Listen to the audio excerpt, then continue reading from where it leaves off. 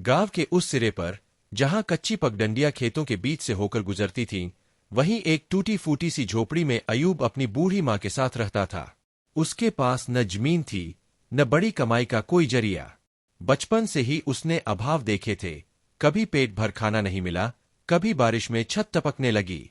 लेकिन एक चीज जो उसने कभी नहीं छोड़ी, वह थी मेहनत और ईमानदारी। सुबह की अजान के साथ ही उसकी आंखें खुल जाती थीं। वह अपनी माँ के लिए चूल्हे पर चाय रखता और खुद फावड़ा और तसला उठाकर खेतों की ओर निकल पड़ता। अयूब दूसरों के खेतों में मजदूरी करता था और गांव के कई जमींदार उसे काम पर बुलाते थे, क्योंकि उन्हें पता था कि अयूब दिन भर पसीना बहाकर भी कभी शिकायत नहीं करता। एक दिन उसकी माँ ने कहा, बेटा, थक जाता होगा तू, काश तेरे अपने खेत होते। अयूब मुस्कराया, अम्मी, मेरे हाथ में मेहनत है और अल्लाह की रहमत है। खेत मिलेंगे तो ठीक, नहीं भी मिले तो कोई गम नहीं।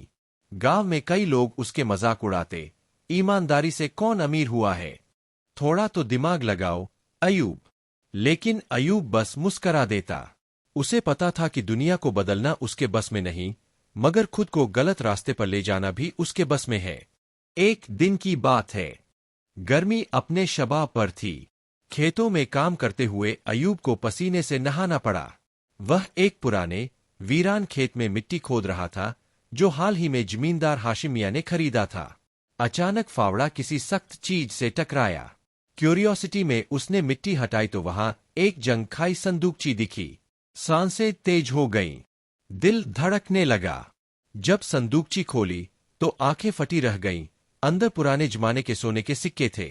एक पल को अयूब की आंखों में अपने सपनों की तस्वीरें उभरने लगीं। पक्की छत, माँ के इलाज, खुद की जमीन, नए कपड़े। मगर अगले ही पल उसकी माँ की आवाज कानों में गूंज गई, बेटा, जो तुम्हारा नहीं, उस पर कभी नजर मत डालना। उसने संदूकची उठाई और सीधा जमींदार के हवाले कर दी। हाशिम मियां स्तब्ध रह गए।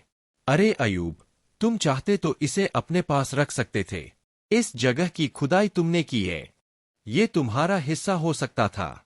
अयूब ने सिर झुकाते हुए कहा, मालिक, मैं जो नहीं बोता वो काटने का हक नहीं रखता।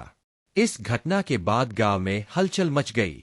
कुछ लोग अयूब को मूर्ख कहने लगे तो कुछ उसकी तारीफ करने लगे, मगर हाशिम मियां खामोश थे।